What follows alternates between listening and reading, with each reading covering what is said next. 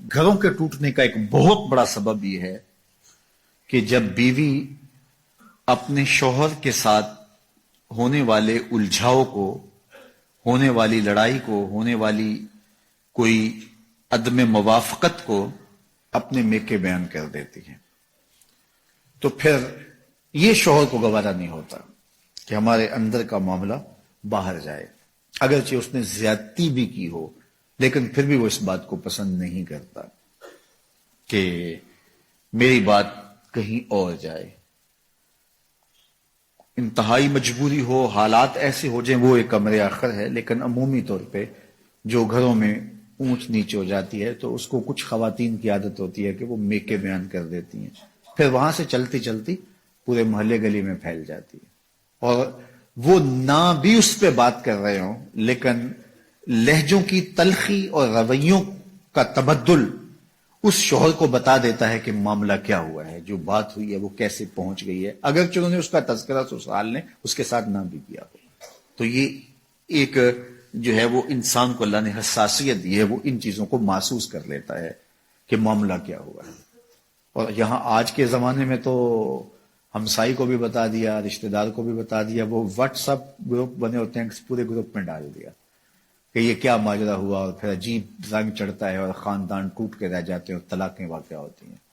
اگر کوئی الجھاؤ ہو تو وہ میاں بیوی کے درمیان ہو، آج الجھنیں کل نہیں ہوگی، پھر یاد بھی نہیں ہوگی کہاں کہاں الجھا ہوا تھا۔ زندگی میں الجھنیں ہوتی رہتی ہیں میاں بیوی کے درمیان، لیکن وہ الجھن ختم ہو جائے گی تو پھر یاد بھی نہیں رہے گا کہاں کہاں الجھن ہوئی تھی۔ لیکن اگر وہ میکے پہنچ گئی یا سسرال پہنچ گئی، وہ الجھن محلے گلی میں پہنچ گئی، تو وہ ساری زندگی نہیں بھول سکتے، اور کبھی یہ بھولنا چاہیں گے بھی تو کوئی یاد کروا دے گا، تو زندگی کی تلخیاں برقرار رہیں گی۔ اس لیے خاتون کے لیے یہ بہت اہم معاملہ ہے گھروں کو ٹوٹنے سے بچانے کے لیے کہ جو ہے وہ کبھی بھی اس معاملے کو آگے نہ بڑھنے دیا جائے۔ میں آپ کے سامنے حضور کا ایک واقعہ رکھتا ہوں۔ ہمارے ہاں تو یہ ہوتا ہے نا کہ بات کہاں سے کہاں پہنچ جاتی ہے، چھوٹی سی بات ہوتی ہے، پھر اس بات کا بتنگڑ بنتا ہے، پھر میکے پہنچتی ہے، پھر میکے سے آگے خالاؤں میں، پھر نانی دادی، پتہ نہیں کہاں تک بات چلی جاتی ہے، اور پھر اس پہ تبصرے شروع ہوتے ہیں، اور پھر گھروں کا چین لٹتا ہے، پھر لڑائیاں بڑھتی ہیں، پھر فساد پیدا ہوتے ہیں، پھر طلاق تک نوبت ہوتی ہے، بعض کا بچے بھی ہوتے ہیں، بچے رل جاتے ہیں بیچارے۔ تو ایسے واقعات روز نگاہوں سے گزرتے ہیں۔ تو یہ ایک بنیادی چیز ہے، جب آگ لگتی ہے تو وہ بالکل چھوٹے پیمانے سے لگتی ہے، پھر بھڑکتی بھڑکتی وہ پورے جنگل کو جلا دیتی ہے۔ تو خاتون یہ کہے میں نے تو تھوڑی سی بات ہی کی تھی، نہیں، اپنے آپ کو کنٹرول کرو۔ صحیح بخاری میں روایت ہے، ایک دن حضور تشریف فرما تھے، ام المومنین سیدہ عائشہ رضی اللہ تعالی عنہا بھی تھی۔ فرمایا عائشہ جب تم مجھ سے ناراض ہوتی ہو مجھے پتا ہوتا ہے۔ کیسی ناراضگی تھی کہ حضرت عائشہ بتایا نہیں کہ میں ناراض ہوں، لیکن حضور فرمایا کہ جب تم ناراض ہوتی ہو، یہاں تو میکے تک پتا ہوتا نا، فرمایا مجھے پتا ہوتا ہے جب تم مجھ سے ناراض ہوتی ہو، ناراضگی چل رہی ہوتی ہے تو مجھے پتا ہوتا ہے۔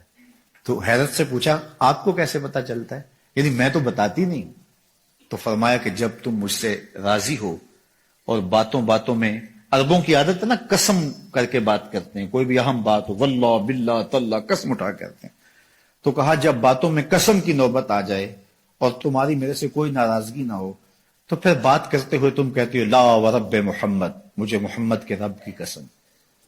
پھر تم کہتی ہو لا ورب محمد، مجھے محمد کے رب کی قسم،